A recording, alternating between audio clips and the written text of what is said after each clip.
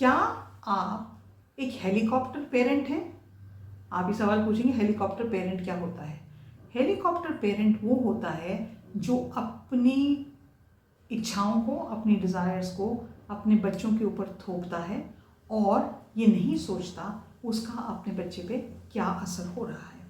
Helicopter वो parent होता है जो अपने बच्चे की ज़िंदगी की हर चीज़ में इतना घुसा हुआ होता है कि वो अपने बच्चे को सांस भी नहीं लेने देता। ये एक हेलीकॉप्टर पेरेंट का सिम्टम है ना? तो क्या आप इन चीज़ों को अपने बच्चे के साथ करते हैं? नंबर 1, क्या आप सारा टाइम अपने बच्चे के पीछे लगे रहते हैं? ऐसे खड़े हो, ऐसे बैठो, इस तरह से खाना खाओ, इस तरह खड़े हो, इस तरह से सांस लो, इस तरह से मत सांस लो, ऐसे सो, ऐसे ना सो। अगर आप सारा दिन अपने बच्चे को नैग करते हैं, सारा दिन उसके ऊपर उसके नुक्स निकालते हैं ताकि आपके दिमाग में वो बच्चा बेटर हो जाए, वो एक 100% केस है एक हेलीकॉप्टर पेरेंट का। मेरे पास काउंसलिंग में कुछ साल पहले एक मेरे मदर आई और फादर आए और उनका बच्चा 4-5 साल का था और उन्होंने कहा कि हमारे मदर ने कहा कि मेरा बच्चा मेरी बात नहीं सुनता। वेरी नाइस, आपने बात के लिए मेरे को कही। तो मैंने बच्चे को नहीं बुलाया और बच्चे को साथ लाए थे कि इस बच्चे में कोई नुक्स है। तो मैंने बच्चे को तो बाहर भेज दिया फादर के साथ और मैंने उनकी मदर से पूछा आप अपने चाइल्डहुड के बारे में मुझे बताएं।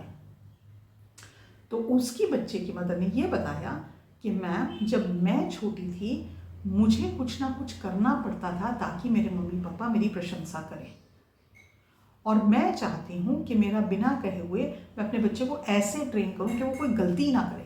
मैं अपने बच्चे को ऐसे ट्रेन करूँ कि वो हर चीज़ परफेक्शन से करे। मैं अपने बच्चे को ऐसा बनाना चाहती हूँ कि 24 घंटे लोग उसकी तारीफ़ करें और मेरे को उसको कभी भी डांटने की ज़रूरत ना पड़े। जब उन्होंने मुझे ये बताया तो मुझे ये समझ में आया बच्चे में तो कोई प्रॉब्लम है ही नहीं। एक 5 साल के बच्चे से आप कैसे उम्मीद रख सकते हैं कि वो सब कुछ ठीक ही करेगा? एक 5 साल के बच्चे से आप कैसे उम्मीद रख सकते हैं कि वो एग्ज़ाम की तैयारी करेगा? आप उस पर इतना प्रेशर डालते हैं कि तुम्हें तो फर्स्ट ही आना है, तुम्हें तो फर्स्ट ही आना है, तुम्हें तो फर्स्ट ही आना है। और जब बच्चा स्कूल में एग्ज़ाम देने जाता है वो सब कुछ भूल जाता है।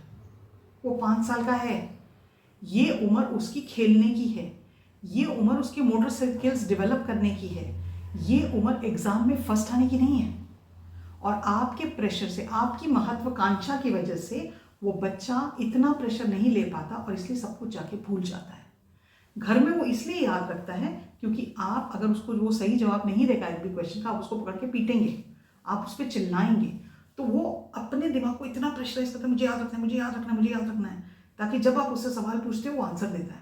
लेकिन जैसे ही वो आपकी इस एनवायरनमेंट, इस स्ट्रिक्ट घुटने वाली एनवायरनमेंट से बाहर निकलता है, स्कूल में जाता है, वो सब कुछ भूल जाता है क्योंकि उसको बच्चा, छोटा सा बच्चा, वो प्रेशर नहीं ले पाता। एक हेलीकॉप्टर पेरेंट हर चीज़ में बच्चे को कंट्रोल करने की कोशिश करता है। वो अपने बच्चे को किसी तरह की भी स्वतंत्रता नहीं देता।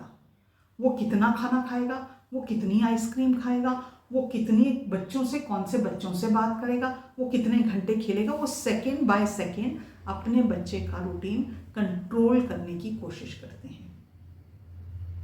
हम कई बार ये भूल जाते हैं कि हमारे बच्चे इंडिविजुअल हैं, वो हमसे अलग हटके एक और इंसान है। हमारा जॉब उनको कंट्रोल करने का नहीं है, हमें उनको खुली हवा में उड़ने की इजाज़त देनी चाहिए। जब हम वो नहीं करते, बच्चे अंदर ही अंदर घुटना शुरू कर जाते हैं। और हम ऐसा नहीं, मैं मानती कि पेरेंट ये जानबूझ के करता है। पेरेंट की इंटेंशन हमेशा ये रहती है कि हम अपने बच्चे को प्रोटेक्ट करें, हम अपने बच्चे का ध्यान रखें। लेकिन उस ध्यान रखने का जो आइडिया हमारे दिमाग में है एज अ हेलीकॉप्टर पेरेंट, वो बहुत अलग है जिस चीज़ की हमारे बच्चे को ज़रूरत है। तो थोड़ा बच्चे को इंडिपेंडेंस दें, उसको अपने मन की कुछ करने दें। अगर वो 1 घंटा आपके कहने पे पढ़ रहा है तो उसको 15 मिनट ड्राइंग बुक में स्क्रैबल करने दें। अगर वो रोज़ चॉकलेट मांगता है तो आपको चॉकलेट नहीं देनी उसको, लेकिन हफ्ते में 1 या 2 बार आप उसको चॉकलेट दे सकते हैं। अगर वो बाहर जाके खेलना चाहता है और या अपने 1-2 दिन हफ्ते में आपके मन में ये है कि उसको बाहर जाके खेलना ही है, उसको क्रिकेट प्रैक्टिस में जाना है, उसको फुटबॉल खेलना है, उसको बाहर पार्क में ही रहना है, फाइन। हो सकता है आपके बच्चे को कंप्यूटर पे आधा घंटा गेम खेलने का शौक हो, वो आधा घंटा उसको देने में कोई भी बुराई नहीं है।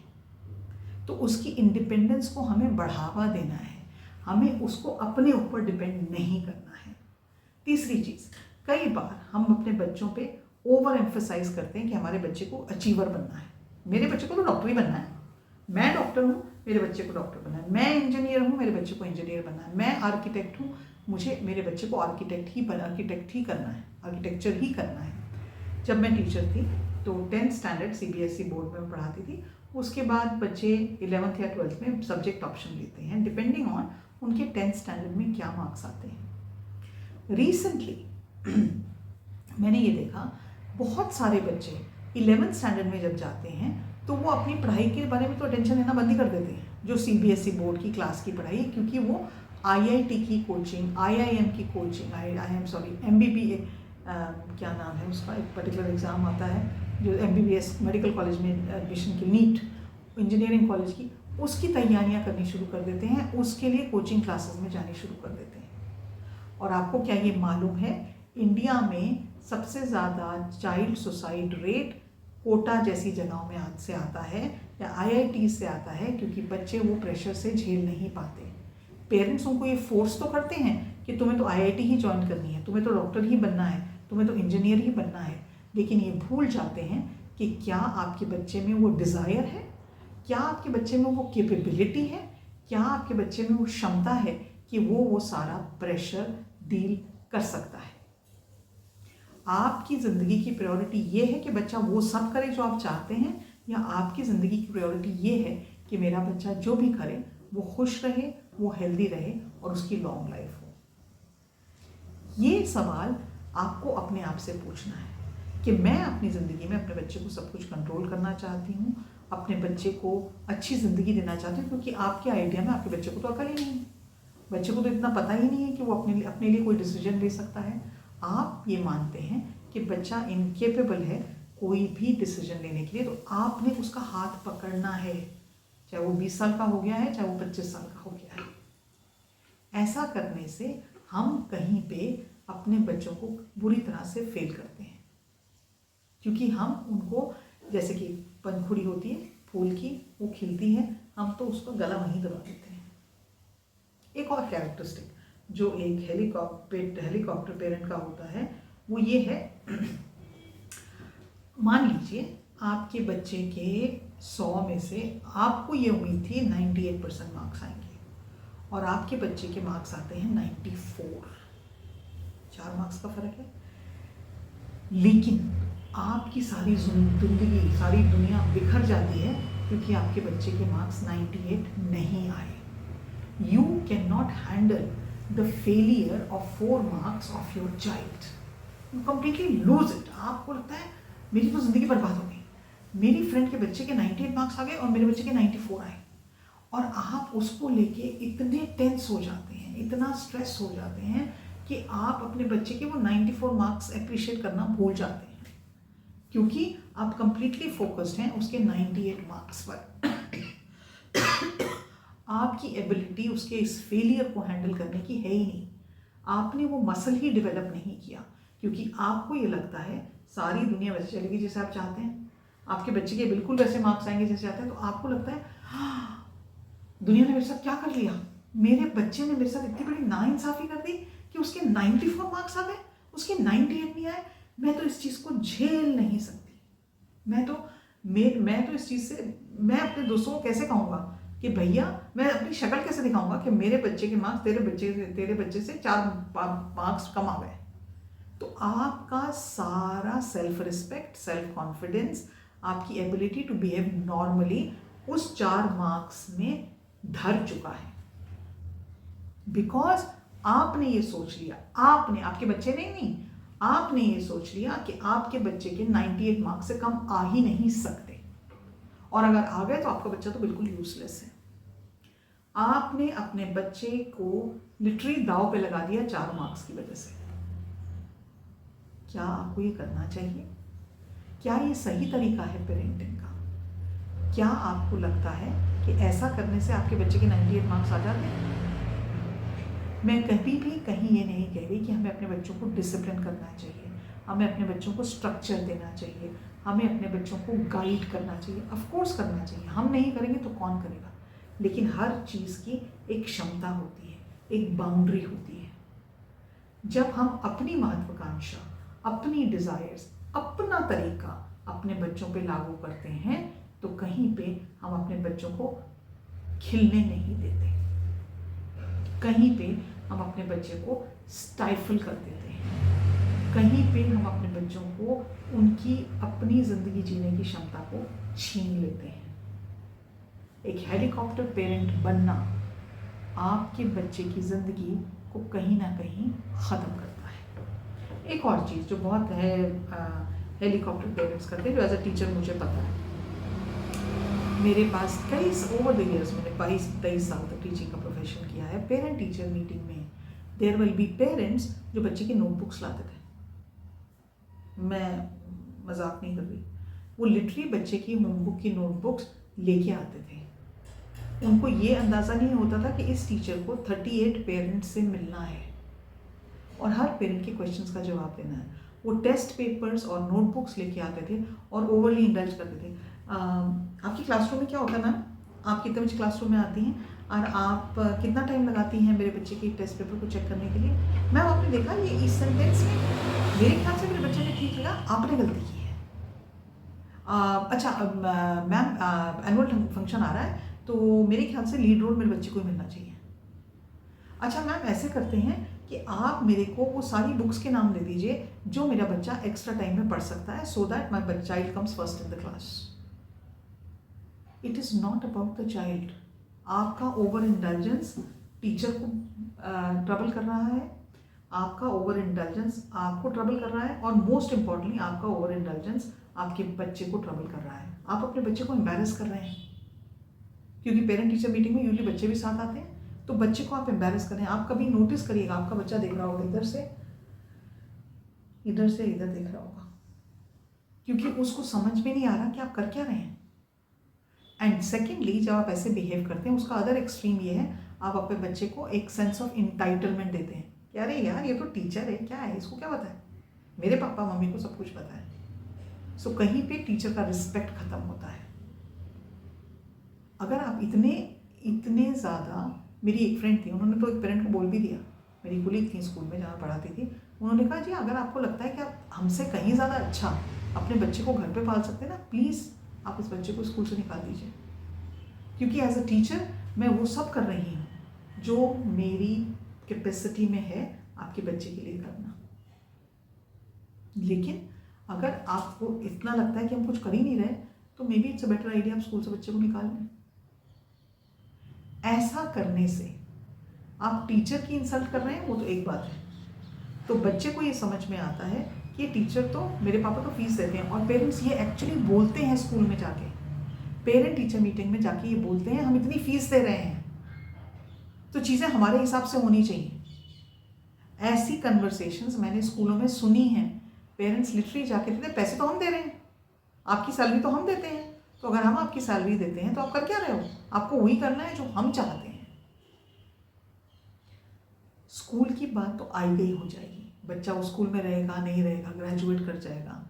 आपने अपने बच्चे को ऐसा करने से क्या सिखाया कि सारी दुनिया तुम्हारे हिसाब से चलनी चाहिए, और अगर ना चले तो झगड़ा करो,